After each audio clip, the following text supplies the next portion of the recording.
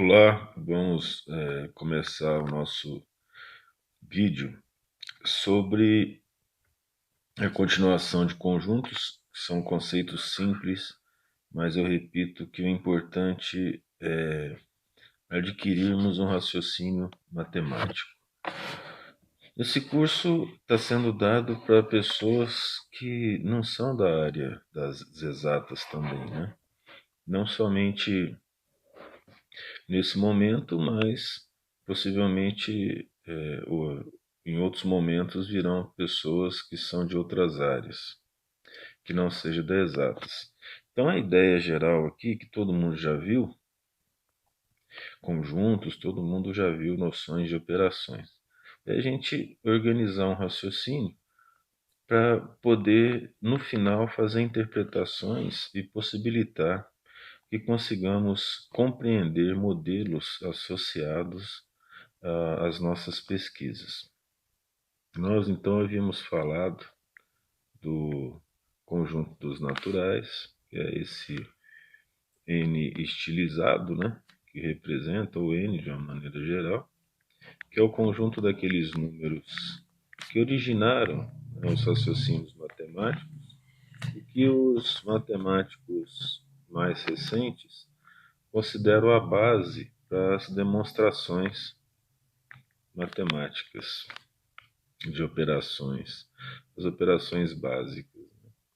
Os naturais são os números positivos,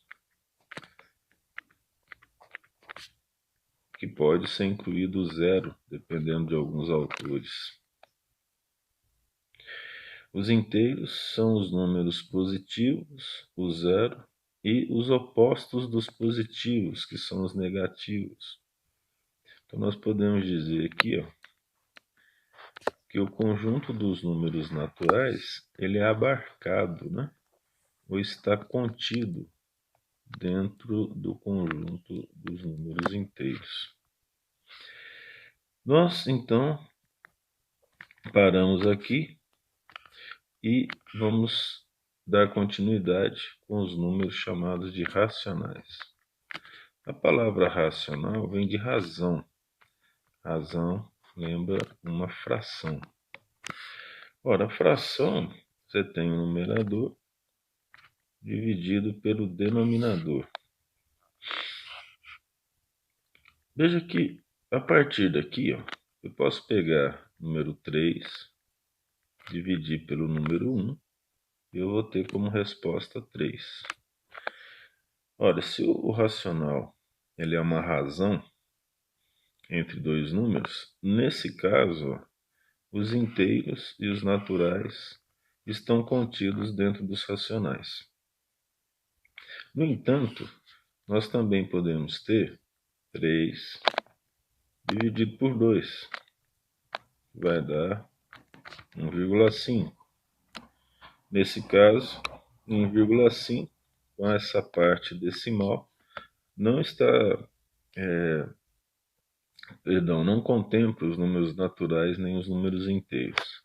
Então nós podemos aqui dizer que os números racionais abarcam os naturais e os inteiros, ou seja, que o conjunto dos números naturais e o conjunto dos números inteiros estão contidos dentro dos racionais. Dentro dos racionais, existe também um tipo de número que a resposta gera uma infinita quantidade de números que se repetem. 1 dividido por 3 dá 0, 3, 3, 3, indefinidamente. Isso aqui é chamado de dízima periódica, nesse caso é uma simples.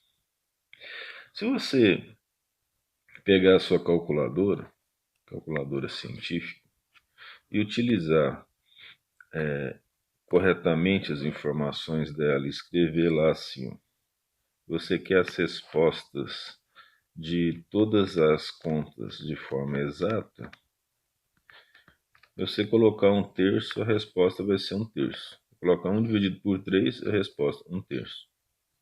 Mas se você colocar lá aproximado,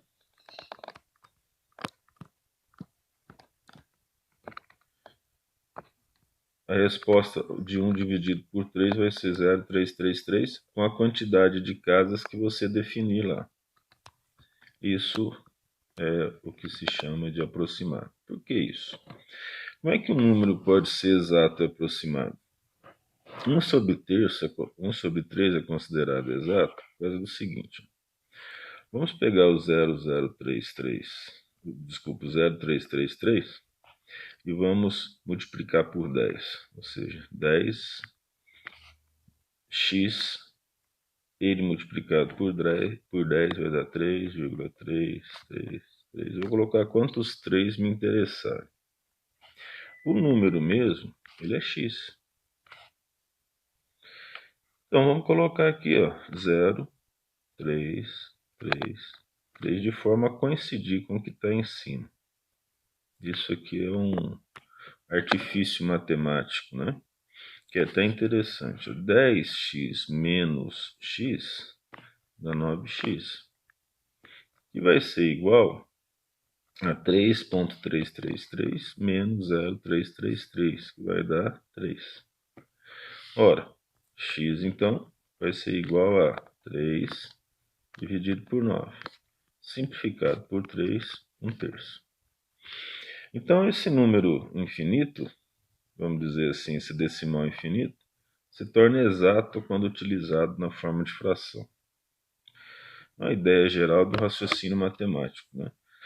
Então, o número dos racionais nasceu de relações entre números inteiros, entre números naturais. Isso era utilizado desde a Babilônia. Então, nós podemos aqui, olha, definir que das operações que nós conhecemos, todas elas, a operação de soma, ela já existe dentro dos naturais.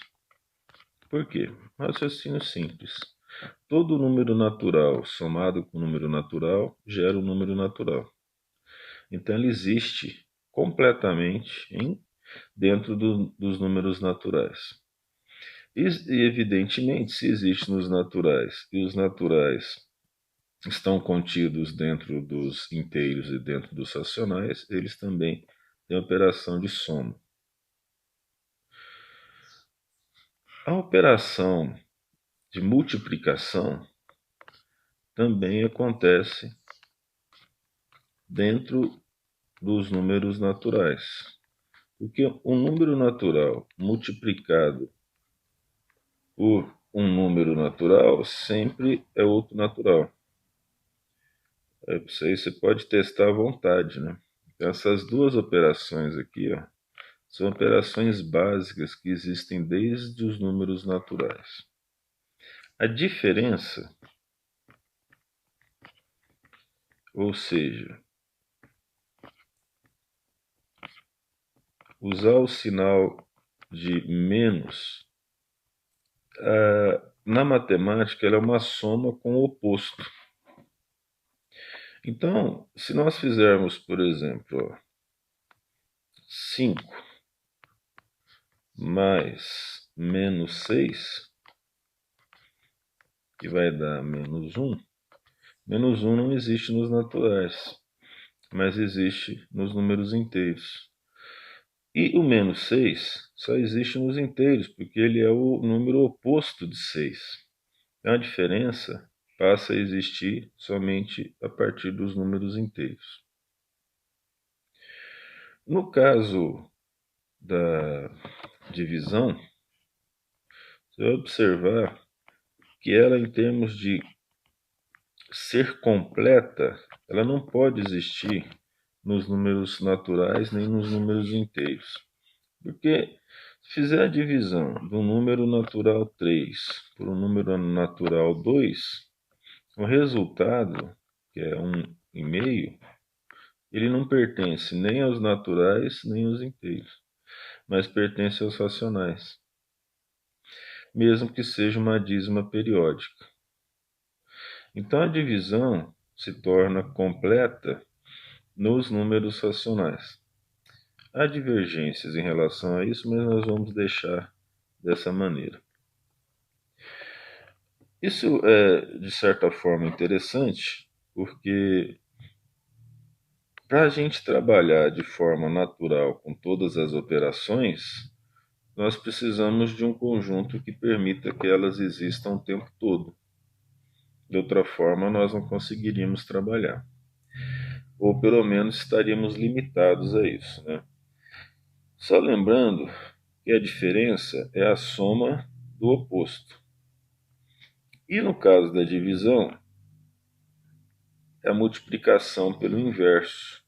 Então eu posso multiplicar 3 por 2. O inverso de 2 é 1/2. Assim como o inverso de 3 é 1/3. O inverso de 4 é 1/4. Então, multiplicando por isso, olha só, nós já sabemos que vai dar 3 meios, efetuando a divisão, 1,5. Então, em função de definição, nós podemos usar a soma e a multiplicação como conceito básico, né? Sendo que a utilização dos conceitos de oposto, que nós vimos no conjunto dos números inteiros, é utilizado na diferença, e o conceito de inverso, né? Ele é utilizado na divisão, ok? Ora, isso aqui tudo eu acho bem interessante porque são raciocínios matemáticos. Na minha experiência como professor há algum tempo e tendo trabalhado na área de exatas também um tempo, o que a gente percebeu é que a matemática ela apresenta algumas dificuldades para os alunos, principalmente devido a esses tipos de raciocínio, que eles não levam a algo que não seja abstrato. Então, isso que nós acabamos de falar é um raciocínio abstrato.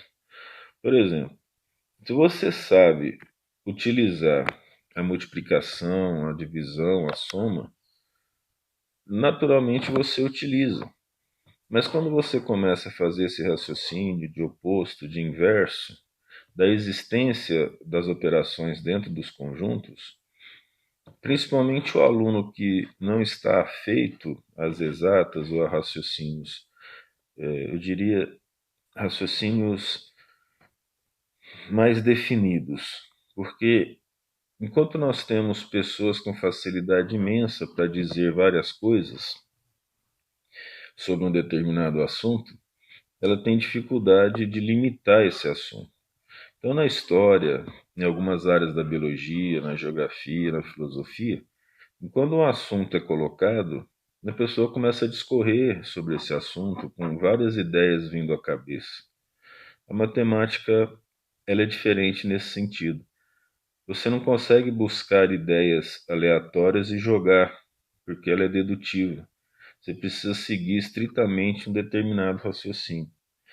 E vamos dizer que essa falta de liberdade incomoda as pessoas, né?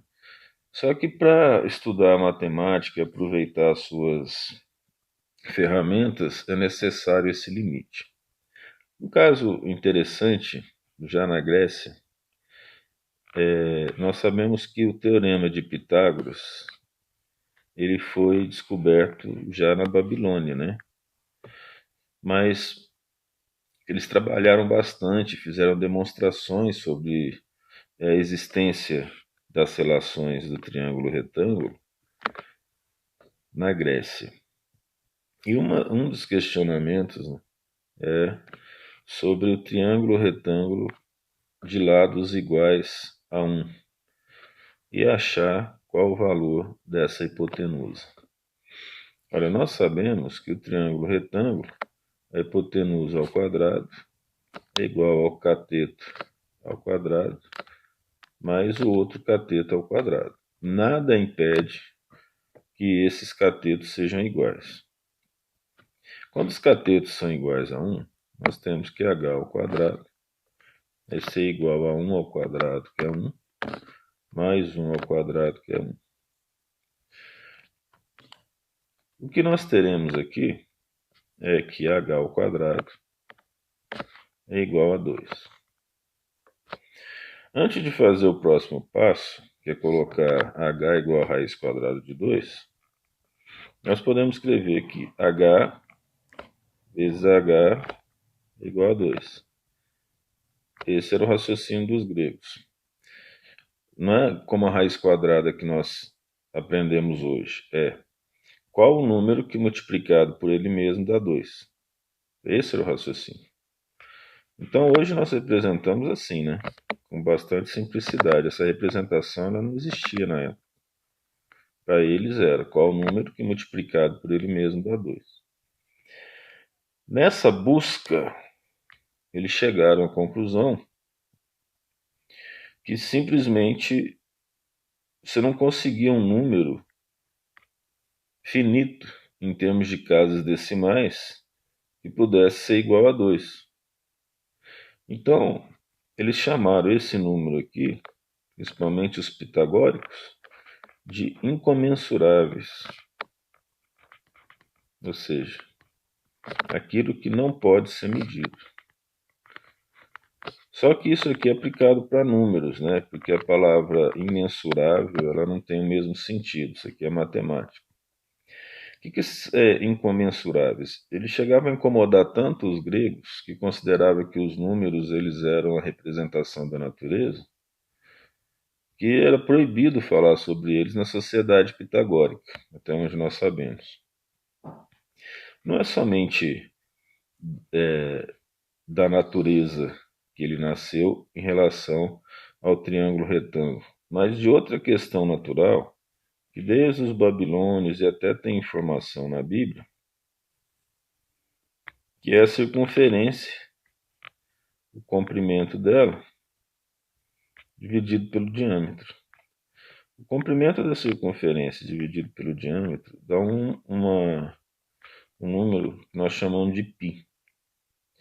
Os judeus colocaram que π tinha um valor de 3.